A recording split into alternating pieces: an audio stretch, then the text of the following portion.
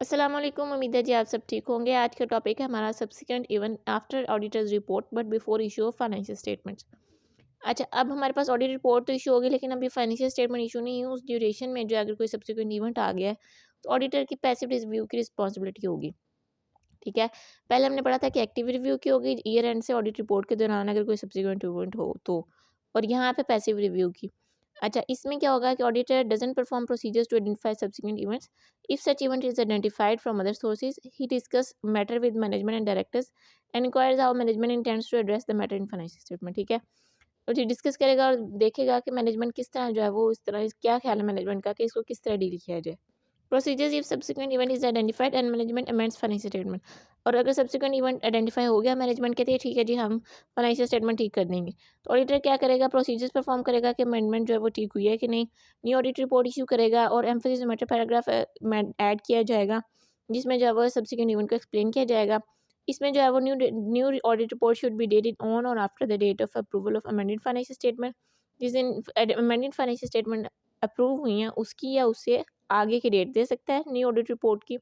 इसी तरह जो है ऑडिटर का जो एक्टिव रिव्यू जो होगा वो एक्सटेंड हो जाएगा, और जो है वो up to the date of new audit report, जब तक न्यू ऑडिट रिपोर्ट नहीं आ जाती तब तक उसका एक्टिव रिव्यू चलेगा। ठीक है, अब जब एक्टिव रिव्यू होगा तो उसको मजीद प्रोसीजर जो सारे परफॉर्म किए तो उसको दोबारा परफॉर्म करने पड़ेंगे। तो इसका कोई सोल्यूशन नहीं है क्या लॉ के पास?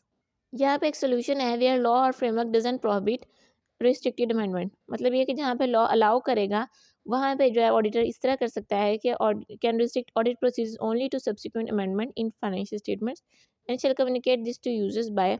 अच्छा, सब्सिक्वेंट अमेंडमेंट तक जो है वो प्रोसीजर्स रिस्ट्रिक्ट हो सकते हैं, और जो है वो यूजर्स को कम्युनिकेट कर देगा डुअल डेटिंग के थ्रू।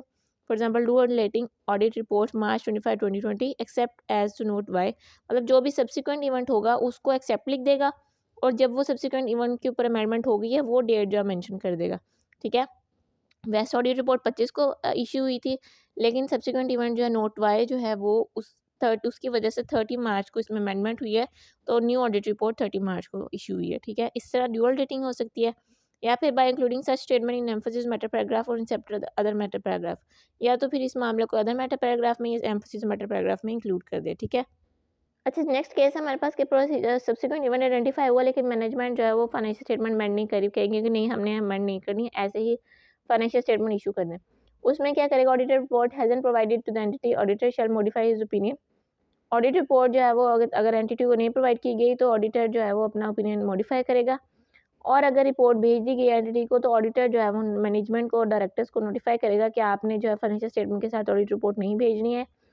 और अगर फिर भी भेज दी जाती है, मैनेजमेंट और डायरेक्टर जो है वो इशू कर देते हैं फाइनेंशियल स्टेटमेंट के पास साथ ही, तो ऑडिटर जो है वो लीगल एडवाइस ले सकता है और कुछ अप्रोप्रिएट एक्शन ले सकता है। फॉर एग्जांपल एजीएम में जो है वो बता दे कि जी ये इश्यूज हैं और इस वजह से ये सब कुछ जो है फाइनेंशियल स्टेटमेंट में इंक्लूड नहीं किया गया या ऑडिट रिपोर्ट में इंक्लूड नहीं किया गया, तो इस तरह जो है वो प्रोसीजर ऑडिटर परफॉर्म कर सकता है।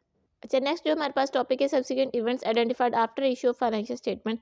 ये भी सिमिलरली वैसे ही है जैसे हमने प्रीवियस टॉपिक पढ़ा था। अगर फाइनेंशियल स्टेटमेंट इशू होने के बाद जो है कोई भी इवेंट आइडेंटिफाई हुआ है तो ऑडिटर जो है if subsequent event occur before issue of financial statement but become known to auditor after issue of financial statement, auditor shall ensure financial statement and audit report are amended. पहले financial statement issue होने से पहले हुआ वो subsequent event, लेकिन auditor को बाद में पता चला, ऑडिटर इस बात को इंश्योर करेगा कि फाइनेंशियल स्टेटमेंट ऑडिट रिपोर्ट जो है वो अमेंडेड हो। Auditor responsive subsequent event become known to auditor after issue of financial statement. Financial statement issue होने के बाद अगर पता चला है, discuss matter with management director and inquire how management intends to address matter. ठीक है, अगर मैनेजमेंट कहती है कि हम फाइनेंशियल स्टेटमेंट जो है अमेंड कर देंगे तो वो ऑडिटर जो है वो स्टेप्स लेगा मैनेजमेंट को इंश्योर करने के लिए कि वो प्रॉपरली जो है वो स्टेटमेंट को आइडेंटिफाई, जो मिस स्टेटमेंट आइडेंटिफाई हुई है फाइनेंशियल स्टेटमेंट में वो जो है कम्युनिकेट कर दी गई है यूजर्स को। इसी तरह नेसेसरी ऑडिट प्रोसीजर्स परफॉर्म करेगा और न्यू ऑडिट रिपोर्ट इशू की जाएगी, एम्फेसिस मैटर पैराग्राफ जो है वो इंक्लूड किया जाएगा। उसके बाद जो है वो डेट, जो न्यू ऑडिट रिपोर्ट की डेट जो है वो अमेंडेड फाइनेंशियल स्टेटमेंट वाले दिन की है उस बात की दी जाएगी।